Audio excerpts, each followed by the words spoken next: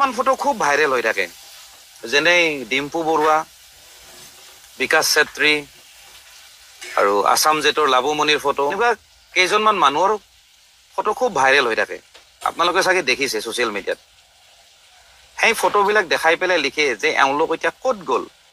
চবে লিখি আছে যে এওঁলোকে প্ৰথমতে খুব প্লেনিং কৰিলে, শ্ৰদ্ধাঞ্জলি মিটিঙো কৰিলে, গোটেইবিলাকে মাটিত বহি পেলাই খুব কান্দিলে মেলিলে, এতিয়া ক'ত গ'ল চবে সুধি আছে। মই চোৱা নাই, এনচাৰটো মই দি আছো আজি। ইভেন ধ্ৰুৱ কলিতা যে খানাৰ যে ভিডিঅ' যে বনাই, তাৰ কথাও লিখি আছে। সেই কথাখিনি মই কৈ আছো। কথাটো হ'ল ন্যায় লাগে বুলি ন' ডাউট চিঞৰিছে, আৰু যিখিনি ল'ৰা যিখিনি আছিলে সিহঁতেতো অভিয়াছলি অকণমান বেছি চিঞৰে, কাৰণ তাহাঁতেতো ধৰক সৰু ল'ৰা, অকণমান যুজটোও বেছি। তো কি হ'ল, সিহঁতে মানে ন্যায় বিচৰাৰ নামত মাজে মাজে এনেকুৱা কিছুমান শব্দ কৈ দিলে যে আমুকক ফাঁচি দিব লাগে, তামুকক ফাঁচি দিব লাগে। ধৰক ভুলতে হওক বা জচতে হওক কৈ দিলে আছাম জেটে, মানে লাবুমণিয়ে কৈ দিলে, দুই এবাৰ ক'লে। তাৰ মানে কি হ'ল, ফাঁচি দিব লাগে বুলি যেতিয়া ক'লে তাৰ নিচিনা ইনফ্লুৱেঞ্চাৰ এজনে, যিহেতু তাৰ ফলোৱাৰ আছে, আল্টিমেটলি কি হ'ব, বহুত মানুহেতো ভাবি ল'লে যে ইহঁতেতো ইমান ডাঙৰ ক্ৰাইম কৰিছে, তো লাবুমণি কোৰ্টৰ নিচিনা কথা পাতি দিলে। মানে যিন মানে কোৰ্টৰ সি যেন মানে জাজ হয়, মানে সি কৈ দিলে যে সিহঁতক ফাঁচি দিব লাগে। যিটো বস্তু একচুৱেলি কোৱা উচিত নহয়, ক'ব লাগিছিল যে এওঁলোকৰ ওপৰত অতি সোনকালে তদন্ত হ'ব লাগে, কথাটো তেনেধৰণে ক'ব লাগিছিলে। আৰু কথাখিনি ভুলকে কোৱাৰ কাৰণে লাবুমণিৰ ওপৰত কেছ দিয়া হৈছে, তাৰ ফোন চোন চব চিজ কৰিছে, তাৰ ছ'চিয়েল মিডিয়া চব চিজ, তাৰ ফোন যিহেতু ডিভাইচবিলাক যিহেতু চিজ কৰা হৈছে, সি কেনেকে ছ'চিয়েল মিডিয়া চলাব, কেনেকে ফেচবুক চলাব, কেনেকে ইউটিউব বা কেনেকে ইনষ্টাগ্ৰাম চলাব। কিছুমানে যে গালি দি আছে যে ইহঁতকেইটা ক'ত লুকাল, মই কথাটো কৈ আছো, তাহাঁতৰ লুকাব লগা হৈছে, তাহাঁতৰ ছ'চিয়েল মিডিয়াই চিজ কৰি থৈ দিছে, কাৰণ তাহাঁতে ক'ৰবাত নক'ৰবাত কথাখিনি কওঁতে ভুল কৰি দিলে।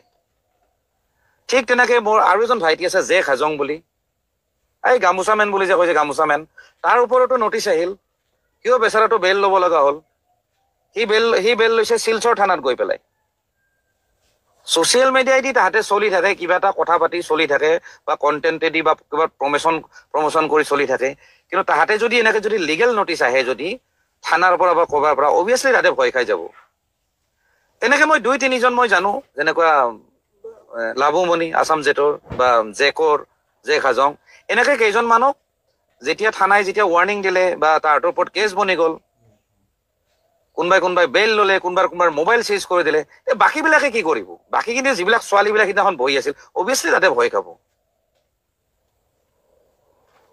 কাৰণ চাওক, চব মানুহে ইমান সাহস নাই। এতিয়া ধৰক মই কিবা কিবি পেলাই থাকো দিয়কচোন, কাৰণ মই এইবিলাক পৰিৱেশ মই অকণমান ঝেলি আহিছো অলৰেডি, মই পাৰ কৰি আহিছো, গতিকে মোৰ অকণমান সাহস আছে। চবৰ ইমান সাহস নাথাকে নহয়। তাহাঁতক যে আমি সমালোচনা কৰিছো, আমাৰো ক'ৰবাত নহয় ক'ৰবাত ভুল হৈ গৈছে। আমি একচুৱেলি নাজানো যে কেছটো কি। তাহাঁতক পুৰা ৱাৰ্ণিং দিয়া হৈছে, সিহঁতে এটা লিমিটতহে মানে কাম কৰিব পাৰে। সেইকাৰণে ডিম্পুক প্ৰায় মানুহে গালি দি আছে আজিৰ ডেটত, কিন্তু ডিম্পুৰ ভুল নাই। সি যিখিনি কৰিব লাগে কৰিছে, বেছি কৰিলে কিন্তু তাৰো দিগদাৰ আছে বুলি সিও এটা ক'ৰবাত নহয় ক'ৰবাত ডাইৰেক্টলি হওক বা ইনডাইৰেক্টলি সিও এটা ৱাৰ্ণিং পাইছে।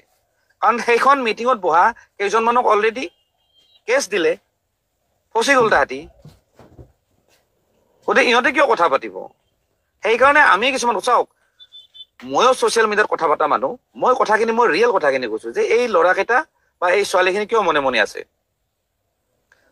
তাহাঁতে ৰাস্তাত কেনেকে ওলাইব? তাহাঁতক ডাইৰেক্ট সোমাই থৈ দিব, কাৰণ তাহাঁতক বহুত মানুহে ফ'ল' কৰে, কিবা কৰে। গতিকে কথাটো এইটো দেই, মই এই কথাখিনি আগৰ পৰা কম বুলি ভাবি আছিলো।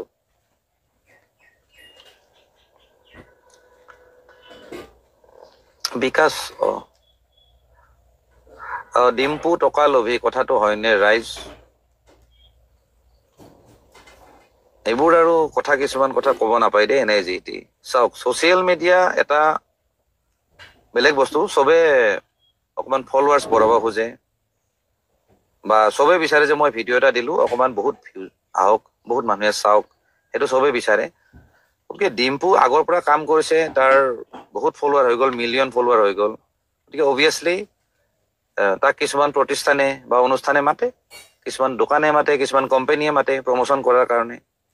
গতিকে প্ৰমোচনটো আৰু সি এনে কৰি দিব নেকি? কিবা এটা দিয়ে, পইচা দিয়ে, সিও লয়। কিয় সেইটো এটা জীৱিকা এটা তাৰ। গতিকে সেইটোক লৈ যে সি যে টকা লোভীয়া বুলি ক'লে ভুল হ'ব। টকা কাৰ লোভ নাই? প্ৰত্যেকজন মানুহে টকা লোভীয়া হয়। কিন্তু মানুহৰ যিটো লাইন, কামৰ লাইন, সেই লাইনটোত তেওঁলোকে কাম কৰি আছে। গতিকে সেইটো দি পইচা ইনকাম কৰি আছে। গতিকে এইটো টকা লোভীয়া বুলি কোৱা উচিত নহয়। মানুহে দিছে আৰু তাৰো হয়তো সিমানখিনি কেপাচিটি আছে, সেইকাৰণে কৰিছে আৰু। গতিকে সেইটোক লৈ আৰু বেয়া পাই লাভ নাই।